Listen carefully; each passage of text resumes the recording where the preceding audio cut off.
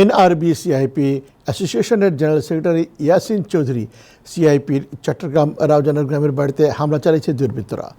সকাল 10:30টায় অজ্ঞাতনামা 50-60 জনের সশস্ত্র দল প্রথমে গ্রামের বাড়িতে হামলা চালিয়ে ঘরের আসবাবপত্র সহ দামি জিনিসপত্র লুট করে, তারপর ভাঙচুর করে, গান পাউডার দিয়ে আগুন ধরিয়ে দেয়। এনআরবি সিআইপি অ্যাসোসিয়েশনের জেনারেল সেক্রেটারি ইয়াসিন চৌধুরী সিআইপির বাড়িতে এমন হামলার ঘটনায় উদ্বেগ প্রকাশ করেছেন প্রবাসীরা। এছাড়াও ইয়াসিন চৌধুরীর ভাই, তার চাচার ঘর সহ পুরো বাড়িতে আগুন ধরিয়ে দেয় দুর্বৃত্তরা। উল্লেখ্য, ইয়াসিন চৌধুরী সিআইপি প্রবাসে দুস্থ মানবতার সেবায় সংগঠন চট্টগ্রাম সমিতি ওহমানের প্রেসিডেন্টের দায়িত্ব পালন করছেন। ইয়াসিন চৌধুরীর মতো একজন সিআইপির বাড়িতে এভাবে হামলা করায় তীব্র নিন্দা জানিয়েছেন প্রবাসীরা। এতে প্রবাসীদের নিরাপত্তা নিয়েও প্রশ্ন উঠেছে অনেকের মধ্যে।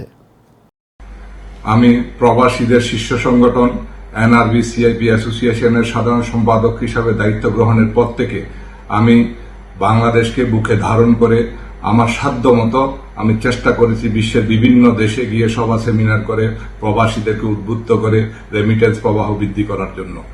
আমি আজকে খুবই মর্মাহত।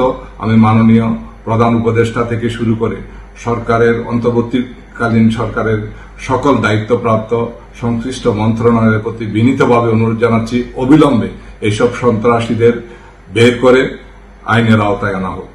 আমি আমার যে আজকে দীর্ঘ 30 বছরের জীবনে আমি হাজার হাজার প্রবাসীর উপকার করেছি, তার কি প্রতিদান এটি হতে পারে?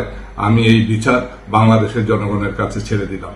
আমি আশা করি সরকার এটা সুষ্ঠু তদন্ত বিচার করে দোষীদেরকে আইনের আওতায় এনে সর্বোচ্চ শাস্তির ব্যবস্থা করবেন।